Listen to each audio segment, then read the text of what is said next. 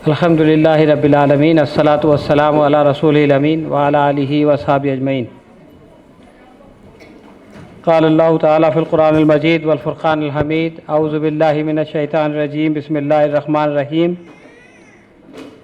वल्लज़ीना जाहदू फ़ीना लनहदियन्नहुम सुबुलना व इन्नल्लाहा लमअल मुहसिनीन। सदक़ल्लाहु मौलाना अज़ीम। दोस्तों, अभी जैसा कि सलमान साहब ने आपको बताया, मुल्क के हालात और फिर उसके बाद में रहनुमाई इस प्रोग्राम की तरतीब है। मुल्क के हालात के सिलसिले में मुख्तसर तरीन जो बात हो सकती है वो ये है कि मुल्क के हालात अच्छे नहीं हैं। अब सवाल ये पैदा होता है कि भाई क्यों नहीं है। फ़िलहाल हमारे मुल्क में एक बहुत ही स्टेबल और मुस्तहकम हुकूमत है। एक अरसे तक हिंदुस्तान में किसी पार्टी को मेजॉरिटी और अक्सरियत नहीं मिलती थी, लेकिन 2014 और 2019 में एक पार्टी को हिंदुस्तान की आवाम ने क्लियर मेजॉरिटी से नवाज दिया,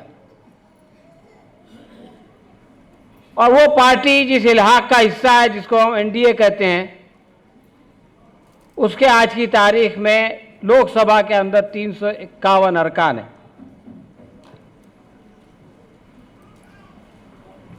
राज्यसभा या अपर हाउस में उनको मेजॉरिटी नहीं है, ये एक हकीकत है।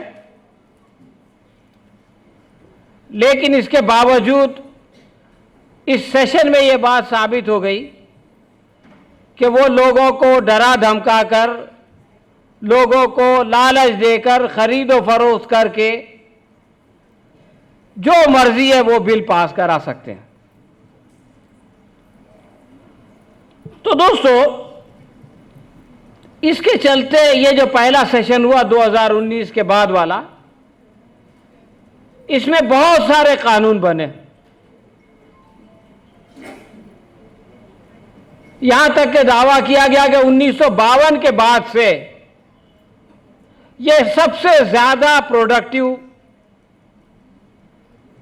सेशन था। हालांकि यह दावा गलत है,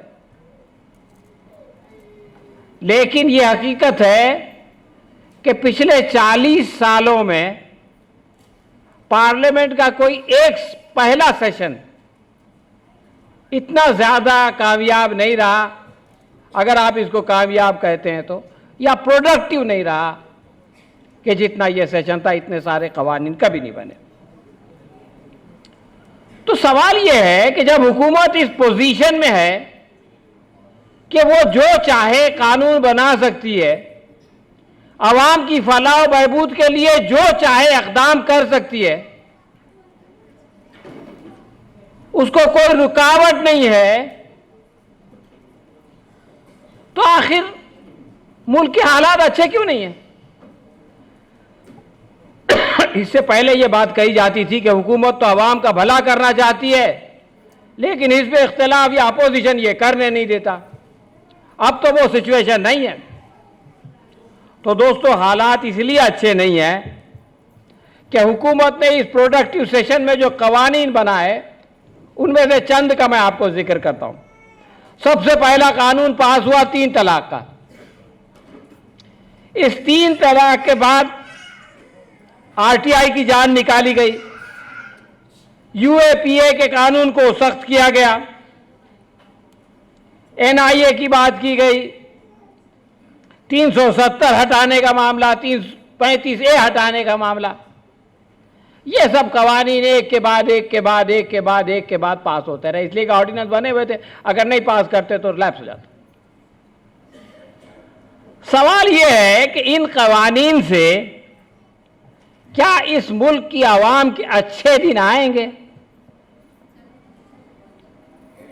क्या इससे कोई नई सनत लगेगी, कोई नई इंडस्ट्री कायम होगी? क्या इससे हर साल 2 करोड़ नौकरियां मिलेंगी? क्या इससे किसान खुदकशी करना बंद कर देंगे?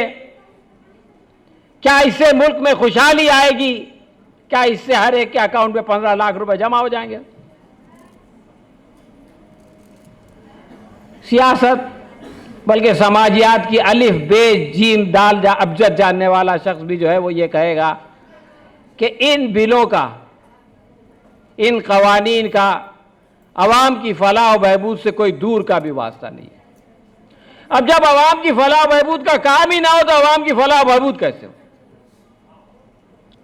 तो दोस्तों,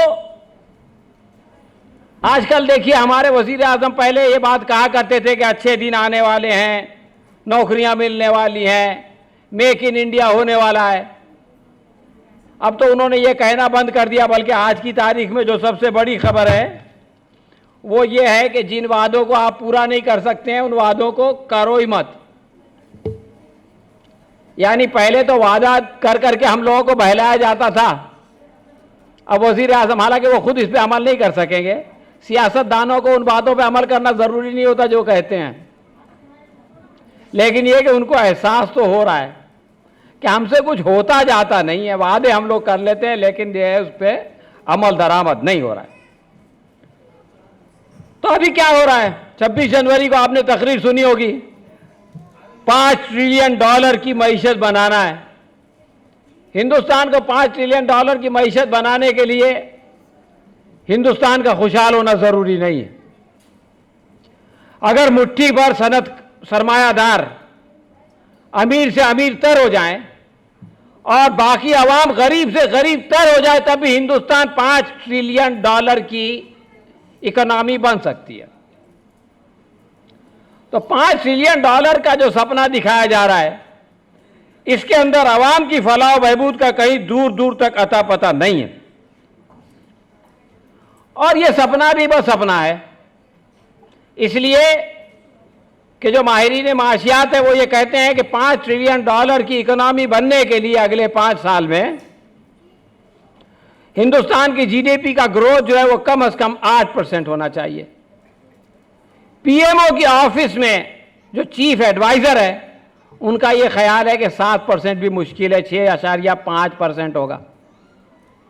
तो अगर आपका जीडीपी ग्रोथ जो है जो 8% कम से कम होना चाहिए, अगर वो 6.5 के आसपास है तो कहां से होगी $5 ट्रिलियन की इकोनॉमी? तो दोस्तों, ख्वाब देखे जा रहे हैं और ख्वाब बेचे जा रहे हैं, और ख्वाबों से इंसान का पेट नहीं भरता, इसलिए मुल्क के हालात खराब हो रहे हैं। ये जो 3 महीने अभी खत्म हुए हैं, हर 3 महीने की इकोनॉमिक डेटा आता है ना, अभी जो डेटा छपा है उसमें जीडीपी ग्रोथ 5.8% था, जो कई सालों में, कई तिमाहियों में जो है वो लोएस्ट लेवल पे है। तो दोस्तों, मैं जो बात कह रहा हूं वो ये है कि हिंदुस्तान का मसला क्या है। मसला ये है कि कांग्रेस की जो सियासी हिकमत अमली है, पॉलिटिकल स्ट्रैटेजी है, वो हेवियर हो गई है। उसकी समझ में नहीं आ रहा है कि हम क्या करें। इसी तरह से बीजेपी की इकोनॉमिकल स्ट्रैटेजी जो है वो हेवियर हो गई है, उसकी समझ में भी नहीं आ रहा है कि हम क्या करें।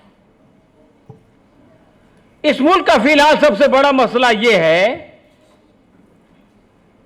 कि जिनको हुकूमत करना आती है थोड़ी बहुत, उनको इलेक्शन जीतना नहीं आता, इलेक्शन हार जाते हैं और अपोजिशन में जाके बैठ जाते हैं। जिनको इलेक्शन जीतना आता है उनको हुकूमत चलाना नहीं आता। तो यह अजीब और गरीब हालत है कि लोग इलेक्शन तो जीत जाते हैं, कैंपेन चला लेते हैं, इश्यूज को उठा लेते हैं, लोगों का जज्बाती इस्तेहसाल करते हैं और इसकी मदद से जनाब इलेक्शन जीत जाते हैं। यानी ये कि जैसे आपने पैसे जमा कर लिए, आपने गाड़ी खरीद ली, गाड़ी चलाना नहीं आती। तो ये गाड़ी खरीदने के लिए तो आदमी को 1 आध हफ्ता मेहनत करनी पड़ती है, इलेक्शन जीतने के लिए 2-3 महीना मेहनत कर लो, कैंपेन चला लो, लेकिन फिर उसके बाद गाड़ी तो परमानेंट चलानी है 5 साल तक। अब 5 साल तक चलाना आता नहीं तो फिर यह कि लोगों की तवज्जो हटाओ, देखिए, हिंदुस्तान की जो इकोनॉमिक सिचुएशन है, मैं इकोनॉमी की बात करता हूं तो मुस्तफा फारूक साहब होते, देखो साइंस का आदमी होके जो है वो कुछ ना कुछ बोलता है। ये अखबार है सामना, ये एक सेंसेशनल अखबार है ना, कोई सीरियस अखबार नहीं है, और अखबारात पॉलिटिकल होते हैं। इसके पहले सफ़े पे ये खबर है साहब, जो मैंने आपसे पहले कहा कि ऐसे वादे मत करो जो नहीं पूरा कर सकते। इसके बाजू में लिखा है महत्वाचे धक्कादायक बातमी, एकदम ऊपर टॉप में क्या है कि मुल्क में जो है वो 71,000 कोटी का 71,000 करोड़ का बैंकों में घोटाला हो गया। इकोनॉमिकल न्यूज़ है, आप अंदर जाएं, दूसरा सफ़ा, सबसे बड़ी खबर, बाजारात उत्सव नाहिज। अभी मौसम आ रहा है ना त्यौहार का, तो बाजार में त्यौहार नहीं है, बाजार में जो है वो बहार नहीं है, बाजार में जो है वो खिज़ा है। आगे बढ़ें आप, ये आपका फीचर का सफ़ा है जिसपे एडिटोरियल छपता है।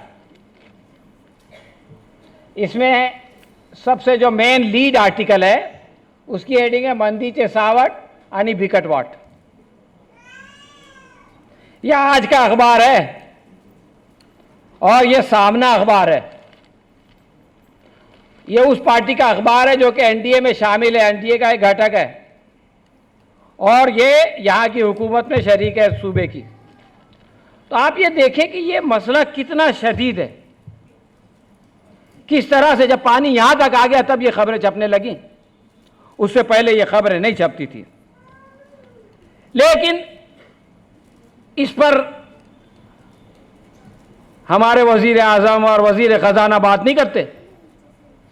वो कहते हैं कि साहब हम जो है वो 5 ट्रिलियन इकोनॉमी बना देंगे, जबकि हिंदुस्तान जो है वो पिछले साल 5वें मकाम पे था आलमी सतह पर, इस साल 7वें मकाम पे पहुंच गया। तो दोस्तों, ये जो खेल चल रहा है ना, हिंदुस्तान में आज जो शदीद तरीन मसला है वो बेरोजगारी का मसला है। ऑटोमोबाइल सेक्टर के बारे में आप जानते हैं कि 10 लाख लोगों का जॉब खतरे में है। ये जो सेक्टर है टेक्सटाइल सेक्टर, उसमें 50 लाख लोग बेरोजगार हो चुके हैं, ऐसी खबरें एनडीटीवी पे छप चुकी हैं। और आज ही एक साहब बता रहे थे कि ट्रांसपोर्ट सेक्टर में जो मंदी आ रही है उससे 7 करोड़ लोगों का जॉब जाने का। 7 करोड़ जो है वो कई ममालिक की आबादी नहीं होती है। यह है सीरियस मसला। आज इंडियन एक्सप्रेस में गुलाम नबी आज़ाद का एक इंटरव्यू छपा है। गुलाम नबी आज़ाद राज्यसभा में सबसे बड़ी पार्टी के लीडर हैं, कश्मीरी हैं, उनसे ज़्यादा कश्मीर के मसाइल कोई नहीं समझ सकता। कश्मीर के वज़ीर आला रह चुके हैं। उन्होंने कहा कि बुनियादी मसाइल की तरफ से तवज्जो हटाने के लिए यह ड्रामा किया जा रहा है, और बड़ा बॉक्स बना करके जो है इंडियन एक्सप्रेस ने उसकी ये खबर शाये की है। तो दोस्तों, ये जो है वो मुल्क की सूरत हाल है। असल मसला ये है कि ये चीज़ सीरियस है। ये पहले हुकूमत की समझ में आती थी। 2014 से पहले जो कैंपेन किया मोदी जी ने, अच्छे दिन वाला, बदउनवानी के खिलाफ एक माहौल बन गया था, उसके खिलाफ जो कैंपेन हुआ, और पहले 4 साल उन्होंने कोशिश की अपने तौर से। देखिए, कोशिश करना इंसान का काम है। अब अगर सलाहियत नहीं है तो उसका नतीजा नहीं निकलेगा, ये अलग बात, लेकिन यह कि उन्होंने कोशिश की कुछ न कुछ। जब 2019 का इलेक्शन सामने आ गया और उससे पहले 3 सूबों में ये लोग इलेक्शन हार गए, तो इनकी समझ में आया कि इस बुनियाद पर दोबारा आ नहीं सकते। फिर पुलवामा आया, फिर एयर स्ट्राइक आया, और फिर जो कुछ हुआ वो हम सब जानते हैं। तो अब इनकी समझ में ये बात आ गई, ये 2 बातें समझ में आ गई। एक बात तो ये समझ में आ गई कि ये काम हमसे होता नहीं है, जो काम होता नहीं है वो नहीं किया जाए, यह अक्लमंदी का तकाज़ा है। और दूसरे एक, इसकी ज़रूरत नहीं है, इसके बगैर इलेक्शन जीता जा सकता है, इसकी तरफ से तवज्जो हटाई जा सकती है। आप लोगों ने व्हाट्सएप, तो आजकल हमारा सबसे बेहतरीन मशगला है, व्हाट्सएप पे एक कहानी सुनी होगी, उसको मैं दोबारा सुना देता हूं आपको मुख्तसर, कि कुछ लोगों ने जनाब भैंस चोरी करने का इरादा किया, तो उन्होंने 2 टीमें बना दी। एक आदमी गया, उसने एक घंटी जो है वो भैंस के गले में बांधी और भैंस लेके एक तरफ शुमाल की तरफ भागने लगा। अब वो भैंस का मालिक जागा, उसने शोर मचाया, पूरा गांव भाग रहा है, वो भैंस के साथ भाग रहा है और गांव उसके पीछे लगा हुआ है। जब लोगों की तवज्जो उस तरफ हो गई तो वो जो दूसरा हिस्सा था वो आके बाकी भैंसे जो है वो खोल के ले गया। अब वो बहुत देर तक भागता रहा, उसको लगा, उसका अंदाजा हो गया कि अभी अपने साथी अपना काम कर चुके हैं। तो उसने क्या किया कि वो भैंस के गले से घंटी छोड़ा और भैंस को लेके भाग गया। अब लोग पहुंचे तो उनको घंटी मिल गई, भैंस से एक भी वो भैंस भी नहीं मिली जो जिसके पीछे भाग रहे थे, और बाकी सब भैंसें गई।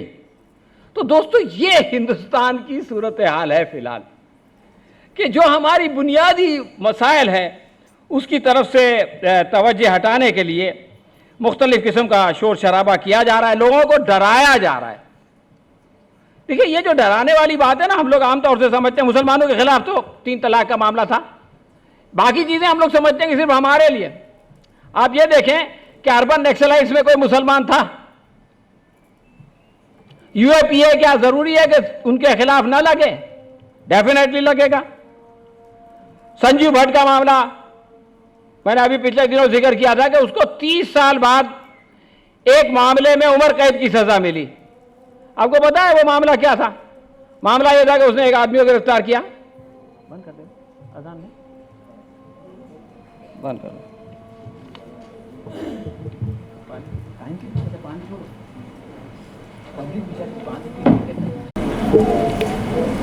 तो दोस्तों मैं जो बात कह रहा था कि ये जो हैरेसमेंट का मामला किस तरह से चलता है, आप ये देखें कि संजीव भट्ट ने 30 साल पहले एक फसाद में एक आदमी को गिरफ्तार किया, उसको ले गया जेल में से वो आदमी अस्पताल गया, अस्पताल से घर गया, घर जाने के बाद उसका इंतकाल हो गया।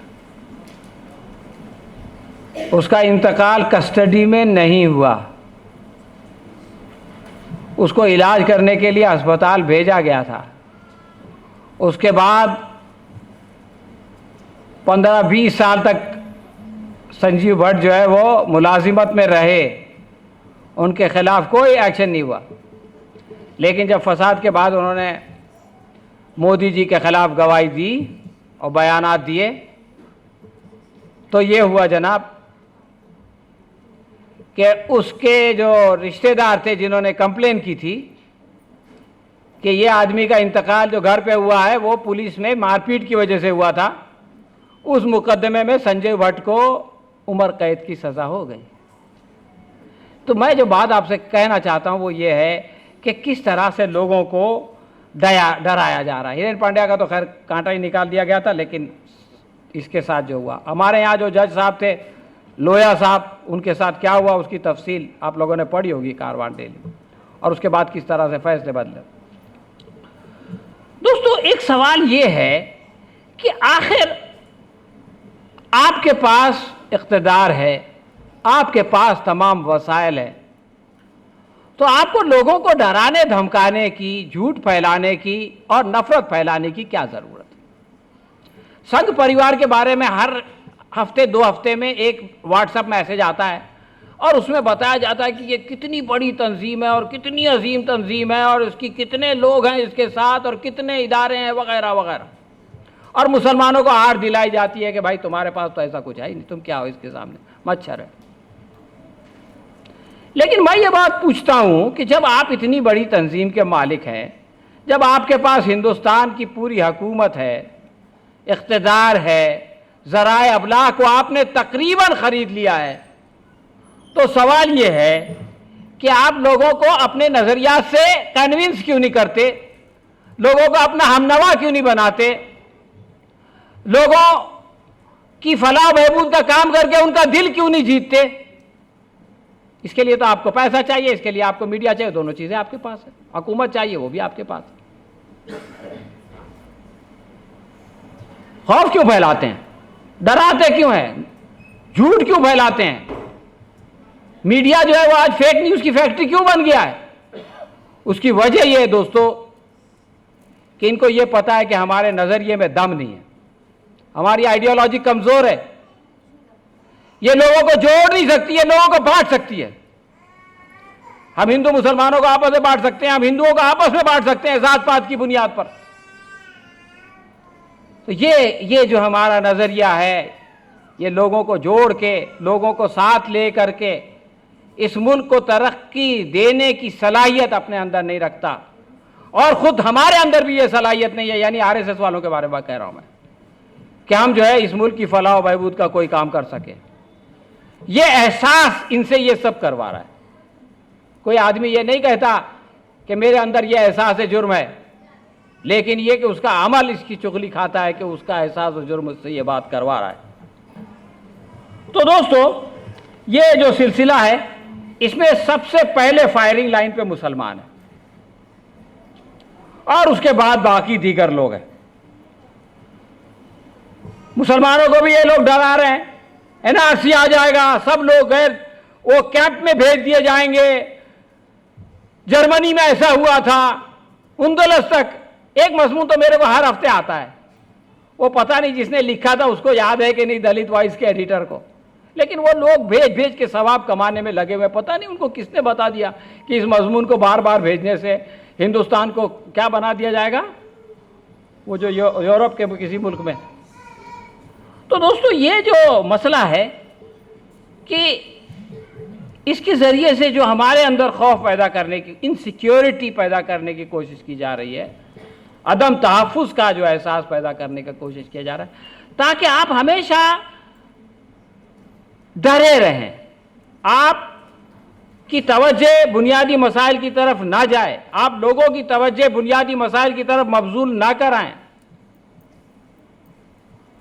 आप लोगों से सवाल ना पूछें, आप हक के लिए खड़े ना हो, इसके लिए डराया जा रहा है आपको भी और उन तमाम लोगों को, इस हिंदुस्तान में रहने वाले उन तमाम लोगों को जो किसी भी मजहब के मानने वाले हैं, जिनके अंदर इस बात की जुर्रत है कि वो गलत को गलत कह सकते हैं और सही को सही कहते हैं, जो डरते नहीं है, जो बिकते नहीं है, उन तमाम लोगों को डराने की कोशिश की जा रही है। तो ये खेल है दोस्तों जो हमारे मुल्क में चल रहा है। मैं ये नहीं कहता कि चिदम्बरम जो है वो बदउनवान नहीं है। आज की सियासत में इल्ला माशाअल्लाह एक आध आदमी अगर ऐसा निकल जाए जो बदउनवान नहीं है तो ये बहुत बड़ी बात होगी। लेकिन ये कि येदियुरप्पा को छोड़ के जिसने एक एमएलए को खरीदा, उसने 10 करोड़ की गाड़ी और ले जाके उसका आशीर्वाद लिया, 10 करोड़ 1 करोड़ इस तरह। तो वो सब पैसा एकदम वाइड है। तो ये सब डराने का खेल है दोस्तों, और ये खेल चल रहा है, मुसलमानों को भी डराया जा रहा है। लेकिन एक बात समझ लीजिए कि जो कौम सबसे आखिर में डरेगी वो मुसलमान है। इसकी वजह यह है कि मुसलमान अल्लाह पे भरोसा रखता है। जब सब दरवाजे बंद हो जाते हैं, उसको लगता कुछ नहीं है, तो उसको लगता अल्लाह है। वो लोग जिनका के अल्लाह पर ईमान नहीं है, वो हमसे पहले डरते हैं। और जो लोग डरा रहे हैं, सही बात है कि वो भी डरे हुए हैं, इसलिए कि उनको लगता है कि हमने इन 5 सालों में जो कुछ किया है और अगले 5 साल में जो कुछ करने वाले हैं, अगर इक़्तिदार हमसे चला गया तो हमारी जगह जो है वो जेल से बाहर नहीं है। ये खौफ है जो उनको लोगों को खौफजदा करने पे मजबूर कर रहा है। तो दोस्तों, अब हमारा काम, हालांकि ये मेरा स्कोप नहीं है, लेकिन आखिरी 5 मिनट में मैं उसमें भी थोड़ा सा इनकी तमहीद के लिए कुछ बातें कहना चाहता हूँ कि हम लोगों को क्या करना चाहिए। कुछ ना कुछ तो करना ही पड़ेगा। हम ये तो नहीं बोल सकते कि नहीं भैया आप जो है वो हमारे शरीयत से खिलवाड़ करते रहो, आप हमको डराते रहो, फसाद करते रहो, मॉब लिंचिंग करते रहो, हम जो है उसकी तरफ तवज्जो नहीं देंगे। ये गलत भी है और मुमकिन भी नहीं है। तो हम इनकी तरफ तवज्जो देंगे, इन मसाइल की तरफ तवज्जो देंगे, इन मसाइल को उठाएंगे, लेकिन हमारा इन मसाइल को उठाने का अंदाज ऐसा होगा कि लोगों की तवज्जो इन बुनियादी मसाइल से ना हटे। अगर हमने इन मसाइल को इस तरह से उठाया कि लोगों की तवज्जो इनकी नाकामियों की तरफ से हट गई, तो एक तरह से हमने इनकी मदद की, इनका जो मंसूबा है उसको अमली दामा पहनाया, हम इनके आलाकार बन गए। तो हम जो है इस जुल्म के खिलाफ, इस जबर के खिलाफ इस नाइंसाफी के खिलाफ डेफिनेटली कशमकश करेंगे, जद्दोजहद करेंगे। लेकिन हमारी कोशिश का अंदाज ये होगा कि जिससे बातिल और के लोग जो है वो एक्सपोज हो जाएं, उनका असली चेहरा सामने आ जाए।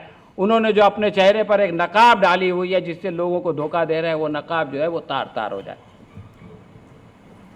आखिरी बात दोस्तों, मैं ये कहना चाहता हूँ कि कुरान मजीद की ये 4 आयतें हम लोगों ने सुनी होगी। फ़इन्ना माल उसरी युसरा, इन्ना माल उसरी युसरा, फ़इज़ा फ़रग़्त फ़ंसब व इला रब्बिका फ़रग़ब। अल्लाह तबारक तआला इरशाद फरमाते हैं कि यकीनन हर दुश्वारी के साथ आसानी है। देखिए, दुश्वारी के साथ आसानी है का मतलब आसानी के साथ दुश्वारी है कि नहीं?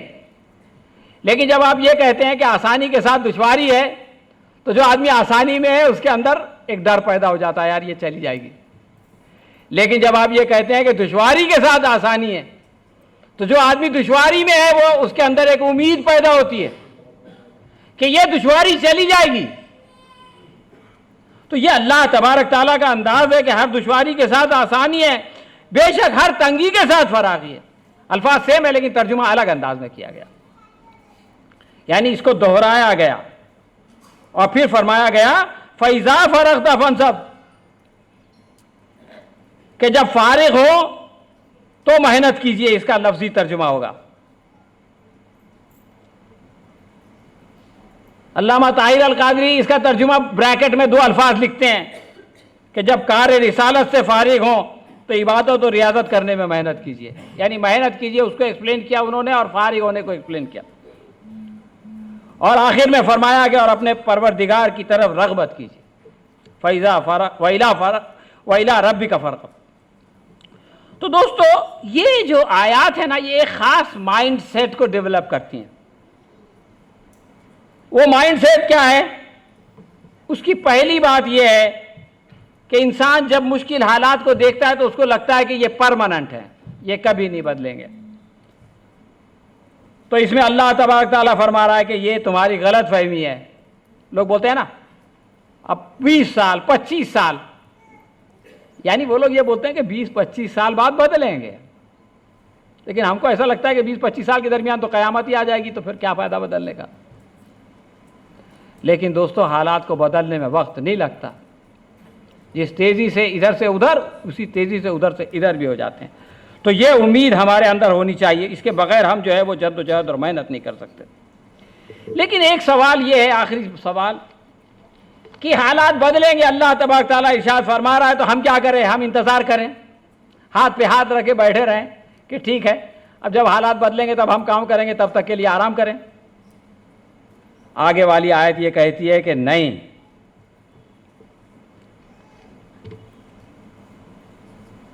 फ़इज़ा फ़रग़्त फ़ंसब, बस जब तुम फारिग हो तो मेहनत करो। अब सवाल ये है कि अगर ये मेहनत इबादत और रियाजत की है, तो किस चीज़ से फारिग हो तो मेहनत करो। अल्लाह तबारक तआला फरमा रहा है कि तुम जो है मेहनत करो, इबादत और रियाजत करो, इससे गाफिल नहीं हो सकते तुम। लेकिन कब करो? जब तुम फारिग हो। तो यानी ये कि जब तुम मुश्किल में हो, जब इंसानियत मुश्किल में है, तो ये तुम्हारी जिम्मेदारी है, ये कार्य रिसालत है कि तुम अपने आप को और इंसानियत को उस मुश्किल से निकालने की कोशिश करो, जद्दोजहद करो। और इस जद्दोजहद में इतने ज्यादा मुनहमिक ना हो जाओ कि इबादत और रियाजत से गाफिल हो जाओ। तो ये दोनों काम जो है वो साइड बाय साइड चलेंगे, और पहले काम से फारिग होने के बाद दूसरा काम करना पड़ेगा। हम लोगों को मैसेजेस आते हैं कि हमारे अमाल खराब हो गए और ये कर लो वो कर लो तो सब हालात अपने आप अच्छे हो जाएंगे। नहीं, हालात अपने आप अच्छे होंगे तो भी हमको क्या मिलेगा? अगर हमने जद्दोजहद नहीं की, कोशिश नहीं की, हमको कोई अजर मिलेगा? लेकिन अगर हमने कोशिश की, मेहनत की और हालात नहीं भी बदले, तब भी हमको इस दुनिया में इत्मीनान होगा कि हमसे जो कुछ हो सकता था वो हमने किया। और कल जब अल्लाह तबारक तआला के सामने हम हाजिर होंगे तो हम जो है वो अल्लाह तबारक ताला से ये कह सकेंगे कि अल्लाह रब्बुल इज़्ज़त जो कुछ हमसे बन पड़ा था, जो मौक़े आपने हमको दिए, जो तवानाई आपने दी, उसको हमने आपके रास्ते में लगाया। जो दीन बातिल लोगों के हुकूक छीन रहा था, जो तागूत लोगों पे जुल्म कर रहा था, उसको हम लोगों ने उस जुल्म को ख़त्म करने के लिए, लोगों को उसके चंगल से निकालने के लिए अपनी ताकत भर कोशिश की। अब कामयाबी देना और नहीं देना ये आपका काम। तो ये बात दोस्तों कि हम इस काम को करें और इस काम से फारिग होकर इबादत और रियाजत भी करें, ना इबादत और रियाजत करते हुए इस बुनियादी जिम्मेदारी से जो है वो गाफिल हो, और ना इस काम को करते हुए इबादत और रियाजत से गाफिल हो। इन दोनों के दरमियान तवाज़ुन कायम रखना ये जो है वो ज़रूरी है। आखिरी बात जो कही गई वो ये कि अपने परवरदिगार की तरफ रग़बत कीजिए। देखिए, दुनिया में जब हम किसी मसले को हल करने के लिए आगे बढ़ते हैं तो बहुत सारी शॉर्टकट दिखाई देते हैं, बहुत सारी पतली पतली गलियां। तो हमको ये लगता है कि ये पतली गली से हम जाएंगे तो बहुत जल्दी पहुंच जाएंगे, ये नहीं सोचते कि इसके रास्ते में कितने स्पीड ब्रेकर है और कहाँ जाके ये बंद हो जाएगी। शॉर्टकट, इंसान जल्दबाज है ना। तो ये जो मुख्तलिफ रास्ते हैं जो हमको अपनी तरफ राग़िब करते हैं, शॉर्टकट्स, बातिल के रास्ते, बातिल नजरियात, अल्लाह तबारक ताला इरशाद फरमा रहा है कि इस कश्मकश के दौरान तुमको अल्लाह तबारक ताला की तरफ राग़िब रहना पड़ेगा, उसकी तरफ मुतवज्जा रहना पड़ेगा, उससे उम्मीद बांधना पड़ेगा, उसके बताए हुए रास्ते पे चलना पड़ेगा। उस रास्ते में कामयाबी की ज़मानत है। तो इस कश्मकश में, इस जद्दोजहद में लाजिम है कि हम हर लम्हा अल्लाह तबारक ताला की तरफ मुतवज्जे रहें। जब हम अल्लाह तबारक ताला की तरफ मुतवज्जे होते हैं तो अल्लाह तबारक ताला हमारी तरफ मुतवज्जे होता है, और जब अल्लाह तबारक ताला मुतवज्जे होता है तो फिर अल्लाह तबारक ताला की मदद और नुसरत शामिल हाल होती है। और जब अल्लाह तबारक ताला की मदद और नुसरत शामिल हाल होती है तो दोस्तों दुनिया और आखिरत की कामयाबी जो है वो कदम चूमती है। ये बात हमको हमेशा याद रखना चाहिए। तो दोस्तों ये चंद बातें थी जो कि हालात के हवाले से थी, और एक आध बात जो है वो हमारे लाएअमल के हवाले से भी थी। अल्लाह तबारक ताला से दुआ है कि अल्लाह हमको इन हालात को सही पर्सपेक्टिव में, सही अंदाज में समझने की तौफीक अता फरमाए और दुरुस्त लाएअमल तय करने की और उस पर अमल करने की तौफीक अता फरमाए, और अल्लाह तबारक ताला इन हालात को बदले। रब्बना तक़ब्बल मिन्ना इन्नका अंतस समीउल अलीम व तुब अलैना इन्नका अंतत तव्वाबुर रहीम व आखिरु दावाना अनिल हम्दुलिल्लाहि रब्बिल आलमीन।